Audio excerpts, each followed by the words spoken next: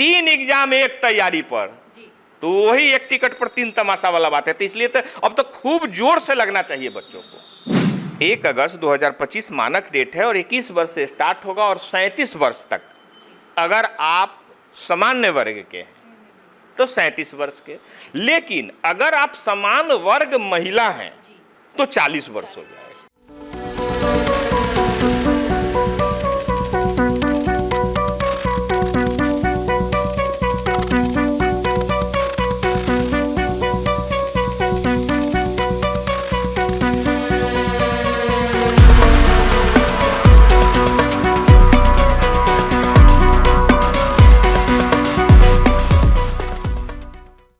नमस्कार, मैं निशा श्री आप तमाम दर्शकों का स्वागत करती हूं फर्स्ट लुक बिहार में, जहां हम देखते हैं खबरें जो जानना ज़रूरी है। और जैसा कि हम जानते हैं कि अभी हमारे देश को सबसे बड़ा पॉपुलेशन माना जाता है ग्रेजुएट युवाओं को लेकर के, और ग्रेजुएट युवाओं की समस्या क्या होती है? नौकरी। तो नौकरी की समस्या पूरे भारतवर्ष में है, हर एक राज्य में है, और हर साल ये राजनीति की भी एक चुनौती बनी रहती है। तो इस साल हमारे बिहार में चुनाव है, और हालांकि ये परीक्षाएं हर साल होती रहती हैं, तो इन मुद्दों को आपके सामने लाया जाना बहुत ज़्यादा ज़रूरी हो जाता है, क्योंकि जो युवा नौकरी की तैयारी कर रहे हैं, परीक्षाओं में बैठ रहे हैं, उनके लिए ये जानकारी वक्त पर आ जाए और कैसे तैयारी करनी है, ये बातें अगर पहुंच जाएं तो इससे बड़ा उनके लिए और कोई लाभ नहीं हो सकता। तो आज जिस परीक्षा की जानकारी के लिए हम आपके सामने उपस्थित हुए हैं वो है BPSC के द्वारा, जिसमें कि वो शिक्षा विभाग में सहायक शिक्षा विकास पदाधिकारी, यानी कि जिसे हम AEDO के नाम से जानते हैं, उसके लिए कुल 935 पदों पर जो है वो बहाली आई है। इसका नोटिफिकेशन आया है, और इसके विषय में तमाम जानकारियां देने के लिए हमारे साथ उपस्थित हैं राजीव रंजन जी, जो कि शिक्षाविद, शिक्षा विश्लेषक और दृष्टि ट्यूटोरियल प्राइवेट लिमिटेड के प्रबंध निदेशक हैं। आपका बहुत बहुत स्वागत है। धन्यवाद आपका और आपके चैनल का भी। सबसे पहले हम आपसे यही जानना चाहेंगे कि ये जो अभी BPSC के लिए जो नई भर्ती स्कीम आई है और इतनी अच्छी खासी बम्पर वैकेंसियां हैं, तो क्या है इसका, इसमें कौन कौन से कैसे इसकी बहाल, और ये इम्पोर्टेंस क्या है इस पद के लिए, क्यों भरना चाहिए युवाओं को, ये आप बताएं। देखिए, ये वैकेंसी जो है ये लगता है ये नया पोस्ट क्रिएट हुआ है, और नया पोस्ट क्या है कि आपको ये BPSC द्वारा इसकी नियुक्ति होगी, सहायक शिक्षा विकास पदाधिकारी, है ना, सहायक शिक्षा विकास पदाधिकारी। और ये लगता है कि सरकार की जो मंशा है कि भाई शिक्षा में आमूल चूक परिवर्तन हो, लाख चाहने के बाद भी आम जनता का जो भरोसा नहीं हो पा रहा है, प्राइवेट से लोग सरकारी शिक्षा की तरफ नहीं मुख मोड़ रहे हैं, कहीं ना कहीं नीति निर्माताओं को ये चुभ रहा है कि सब कुछ करने के बाद आखिर कहाँ कमी रह गई है। तो एक ये भी प्रयोग एक तरह से, क्योंकि बहुत सारे प्रयोग वो करते रहते हैं, एक हम प्रयोग के रूप में लेते हैं, लेकिन इसको आप युवाओं के लिए एक अवसर के रूप में लेना होगा, क्योंकि हमारे यहाँ कल कारखाने बहुत नहीं है, ना के बराबर है, तो हमारे यहाँ नौकरी ही सबसे महत्वपूर्ण है। और उसमें अगर शिक्षा विभाग में हो नौकरी, शिक्षा सुधार के लिए हो, बहुत लोगों की मंशा होती है कि चीज़ें सुधरे, उनके लिए भी है, तो बेरोजगारों के लिए एक सुनहरा अवसर है, पुरुष और महिला दोनों के लिए। तो ये बिहार की जो हमेशा से समस्या, मतलब बिहार के लिए हमेशा लोगों का एक सवाल होता है कि यहाँ की शिक्षा व्यवस्था जो है वो उतनी सुदृढ़ नहीं है। तो ये जो बहाली आई है, इसमें अगर अच्छे शिक्षक आएंगे तो जाहिर सी बात है कि हमारे बिहार राज्य की जो शिक्षा व्यवस्था है वो भी जो है वो बेटर होगी। तो इसमें जो उसके बाद जो एक सवाल आता है आरक्षण से जुड़ा हुआ, तो क्या आरक्षण का क्या है प्रावधान, उसके बारे में? देखिए, टोटल 935 सीट है। ये विज्ञापन संख्या 87/2025 BPSC के साइट पे पूरा का पूरा इन्फॉर्मेशन है। बच्चे समझ ले, BPSC के ऑफिशियल साइट पे जाएंगे तो वहाँ दिख जाएगा, वो डाउनलोड करके संपूर्ण जानकारी को पढ़ सकते हैं, और आपके माध्यम से हम सारा जानकारी बता भी देते हैं, क्योंकि ये हमेशा ये अच्छा हमें लगता है कि ये हमको लगता है कि बिहार क्या, हमको लगता है पहला चैनल है जो हर वैकेंसी के में आप बारे में बताते हैं। ये बहुत पुण्य का काम आप बच्चों के लिए कर रही हैं और आपका चैनल कर रहा है। तो ये जहाँ तक 935 है, इसमें महिलाओं के लिए 35% आरक्षण, और तो 319-20 के करीब में महिलाओं का सीट हो गया। उसके बाद जो ईबीसी और जो तमाम SC ST जो होते हैं आरक्षण, वो सेम है जैसे और परीक्षाओं में होते हैं। हाँ, तो ये आरक्षण सेम उसी पत्ती पे है। हाँ, महिलाओं पर बार बार फोकस हम कर रहे हैं कि भाई उनके लिए इतना है, और हमको लगता है कि ये सरकार सोचती है, हर वैकेंसी में मैं देखता हूँ कि ये 35% सरकार के मन में या नीति निर्माताओं के मन में ये जरूर है कि भाई महिलाएं चीज़ों को अच्छा से संभाल लेंगी। खास करके शिक्षा विभाग में तो बहुत बड़ा रोल होता है उनका, तो इस कारण से भी हमको लगता है कि अब एक अच्छा वैकेंसी, एक अच्छा अवसर युवाओं के लिए आया है।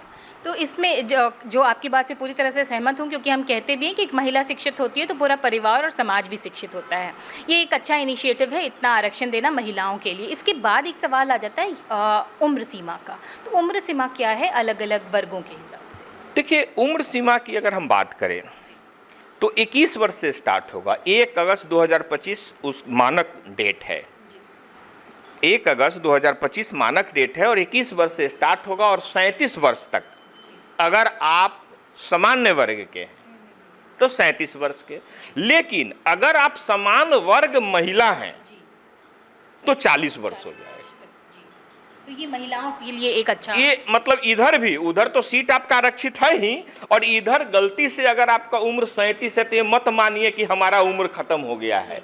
आप 40 तक, 1 अगस्त 2025 कोई बड़ा सूक्ष्म चीज है, 1/2025 तक किसी वर्ग की महिला हो आप तो 40 साल आपका उम्र है। तो ये महत्वपूर्ण है, ये बहुत महत्वपूर्ण है। ये उम्र सीमा में महिलाओं को एक अच्छी छूट मिलती है कि जो महिलाएं पढ़ाई छोड़ चुकी हैं और उन्हें लगता है कि अब उम्र सीमा की वजह से वो बहुत सारी जो सरकारी परीक्षाएं हैं उसको नहीं बैठ सकती हैं, तो ये बीपीएससी की जो बहाली आई है ये एक अच्छा अवसर देती है।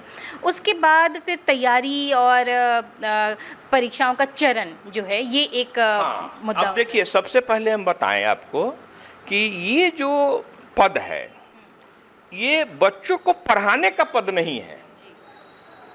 स्कूल व्यवस्था यानी शिक्षा व्यवस्था जो स्कूल के माध्यम से, सरकारी विद्यालय के माध्यम से दिया जा रहा है आमजन को, बच्चों को, वो कैसे दुरुस्त हो, कैसे समन्वय स्थापित हो सरकार और आम जो बच्चे पढ़ रहे हैं उनके पेरेंट में, और मतलब इंफ्रास्ट्रक्चर डेवलपमेंट से लेके, जैसा कि इस पद को देखने से समझ में रहा है तो जो नोटिफिकेशन आएगा कि सरकार क्या चाहती है, किस लिए क्रिएट की है, हम लोग जो अंदाज लगा रहे हैं कि स्कूल का डेवलपमेंट शब्द लगा हुआ है, इस वैकेंसी में डेवलपमेंट शब्द लगा हुआ है। मतलब कि आप प्रखंड के जितने भी तमाम स्कूल हो उसको शिक्षा और इंफ्रास्ट्रक्चर के रूप में डेवलपमेंट करने का अधिकार और अधिकारी आप होंगे। यानी कि आप सिर्फ नीति निर्माण में भी आपकी हिस्सेदारी रहेगी, आपके रिपोर्ट पर नीति निर्माण होगा वहाँ। अब जहाँ तक बात होती है कि भाई परीक्षा की तैयारी, ये बड़ा इंपॉर्टेंट है कि लोग घबरा जाते हैं, अरे बीपीएससी एग्जाम ले रहा है। बीपीएससी सुनते बिहार एसएससी तक तो ठीक रहता है कि चलो बिहार एसएससी ले रहा है। अभी आप ही के चैनल पे 2 बार, एक मैट्रिक और एक इंटर, हाँ, एक बहुत अच्छी बात है कि भाई 3 एग्जाम अभी सरकार निकाल दी, तो घबराने की जरूरत नहीं है। ये इतना आसान कर दिया है इन्होंने एग्जाम को, और अगर एग्जाम सही से ले, हम अगर कह रहे हैं, ऐसे तो सरकार खुद सजग होनी चाहिए इस विषय पे, तो सिलेबस को एक चरण में इन्होंने बनाया है। कोई इंटरव्यू नहीं है, कोई मुख्य परीक्षा नहीं है, एक परीक्षा, वो भी ऑब्जेक्टिव, वो भी 4 ऑप्शन वाली परीक्षा रहेगी, और परीक्षा का जो प्रारूप होगा वह 100 मार्क्स के होंगे आपके भाषा कौशल, जिसमें अंग्रेजी और हिंदी दोनों विषय होंगे। लेकिन एक अच्छी बात है कि अंग्रेजी समझ के घबराइए नहीं, एक अच्छी बात क्या है कि पूरे ओवरऑल 100 में आपको क्वालिफाइंग नेचर का है 30% लाना है आपको, भाषा की जो, हाँ, भाषा की है, उसका मार्क्स मेरिट में जुड़ने से कोई लेना देना नहीं है। अब आते हैं 2 और पेपर होंगे, और दोनों 100 क्वेश्चन के होंगे और 100 मार्क्स के होंगे। अब एक सेकंड पेपर जो होगा आपका समान अध्ययन का होगा, और थर्ड पेपर जो आपका होगा वो होगा रीजनिंग का, मानसिक योग्यता परीक्षा का होगा। 100 क्वेश्चन 200 और 100 मार्क्स यानी 200 मार्क्स। ये 200 मार्क्स ही डिसाइड करेगा कि आपकी नौकरी होगी कि नहीं होगी, क्योंकि वो जो 100 था वो 100 सिर्फ क्वालिफाइंग था, हिंदी अंग्रेजी। अब ये 200 आपको डिसाइड करेगा, तो डिसाइड करेगा 200, तो इसमें तो समान ज्ञान है। तो समान ज्ञान में होता है history, geography, economics, polity, science. Bihar के संदर्भ में, बिहार के संदर्भ में हिस्ट्री, बिहार के संदर्भ में ज्योग्राफी, बिहार के संदर्भ में पॉलिटी, इन तमाम को आपको देखना होगा। बिहार जो गणित की जो एक रहती है समस्या, तो गणित का इसमें कोई हिस्सा हाँ, ये बड़ा अच्छा बात है कि बहुत महिलाओं को खासकर हम तो पढ़ाते रहते हैं, सर गणित न बुझाता है, सर 12 दिन छूट गया है, तो ऐसी महिलाएं निश्चिंत रहें, गणित का नामो निशान इसमें नहीं है। लेकिन फिर रीजनिंग का जो सेक्शन आता है, रीजनिंग में भी फिर लेवल जो है वो अलग अलग लेवल हो जाते हैं, तो रीजनिंग का लेवल क्या? देखिए, रीजनिंग में जहाँ तक हम देख रहे हैं, बिहार ये तो पहली परीक्षा है, ऐसा पद ही पहला बार क्रिएट हुआ है। बीपीएससी या बिहार एसएससी, बीपीएससी में इसमें भी देखते हैं अधिकारी वाले में भी 10 क्वेश्चन मैथ का रहता है। रीजनिंग का लेवल जो बिहार एसएससी वगैरह पूछता है, बिहार के जो ही परीक्षा, तो ऐसा कोई लेवल नहीं रहता है जो आप तैयारी नहीं कर सके। माने बहुत बड़ा ये चीज़ नहीं रहता है, बैंकिंग के जैसे नहीं नहीं नहीं नहीं नहीं नहीं, आप आराम से बड़ा इजी वे में तैयारी उसकी हो सकती है।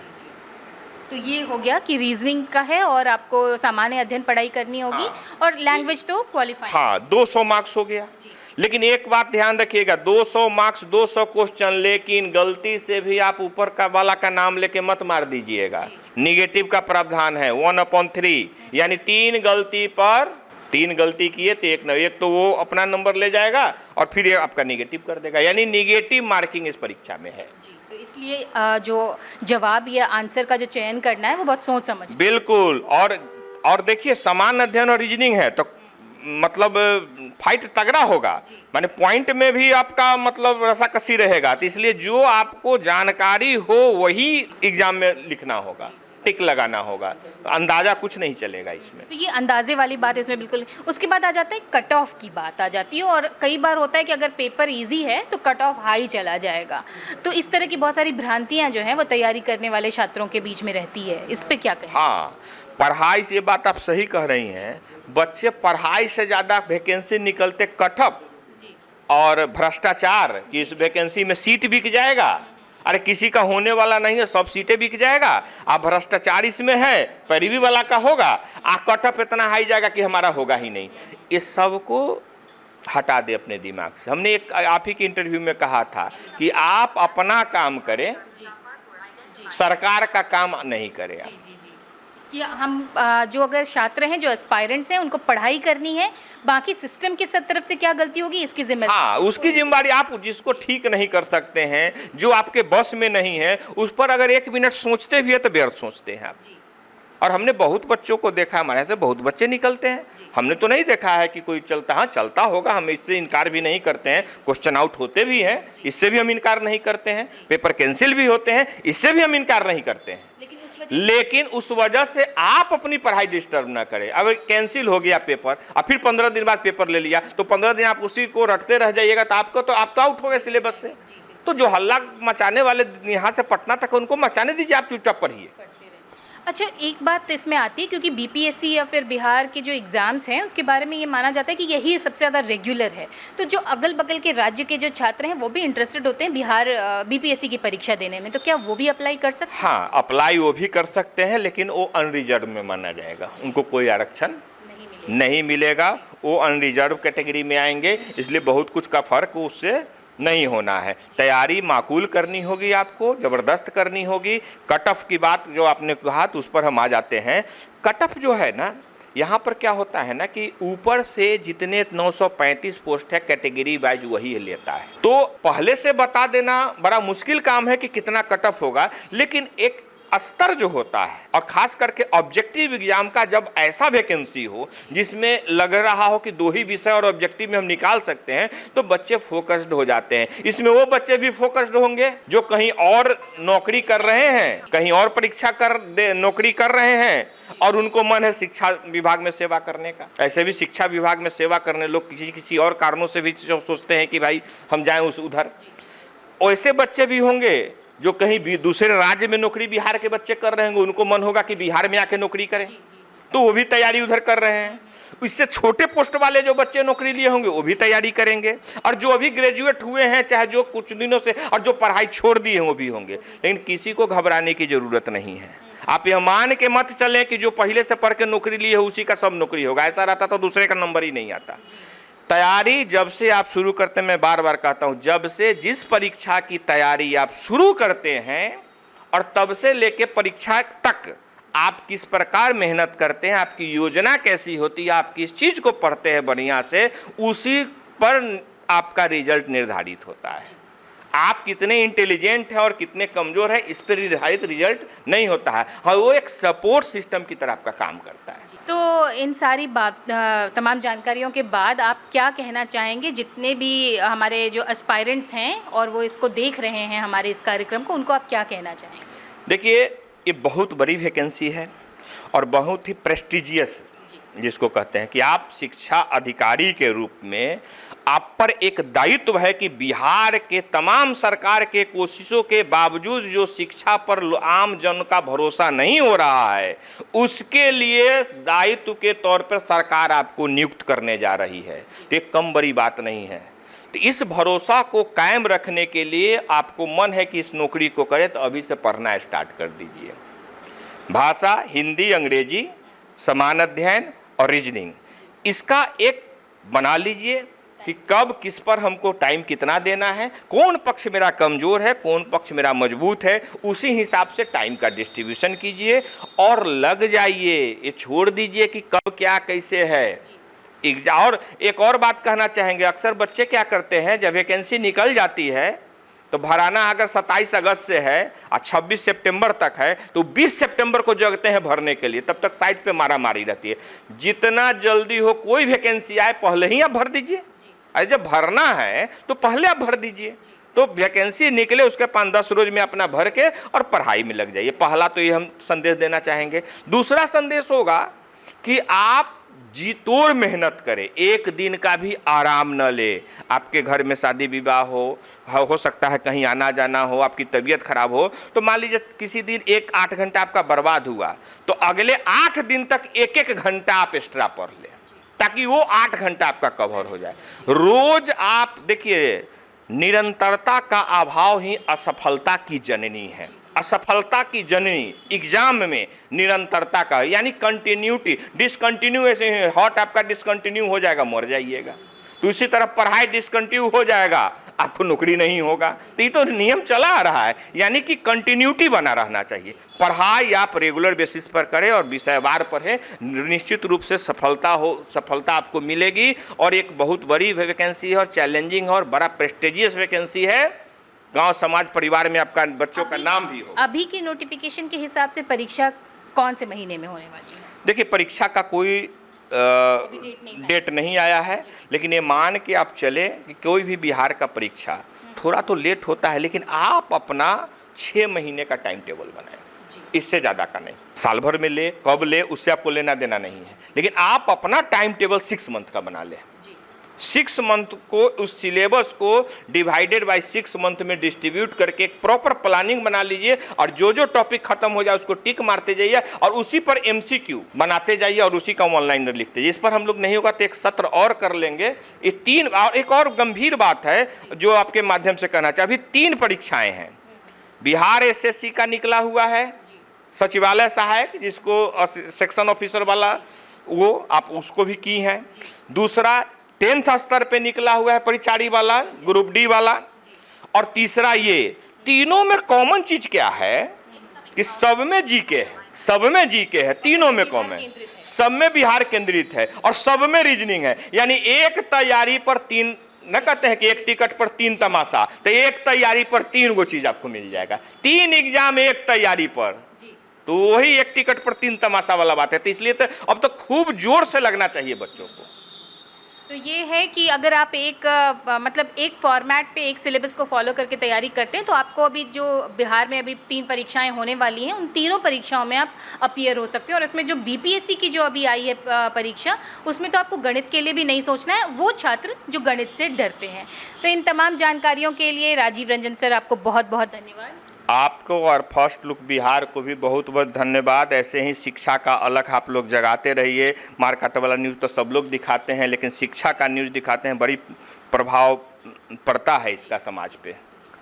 तो इसी आशा के साथ कि इन आने वाली जितनी भी नोटिफिकेशन है उसके अनुसार बच्चे उसमें अप्लाई करेंगे, जो भी एस्पायरेंट्स हैं उस हिसाब से तैयारी करेंगे और जो जानकारी दी गई है हमारे चैनल के माध्यम से उसका लाभ उठाकर परीक्षा तैयारी करके उसको क्वालिफाई करने का प्रयास करेंगे। अभी के लिए दीजिए आप इजाज़त। आप देख रहे थे फर्स्ट लुक बिहार। धन्यवाद।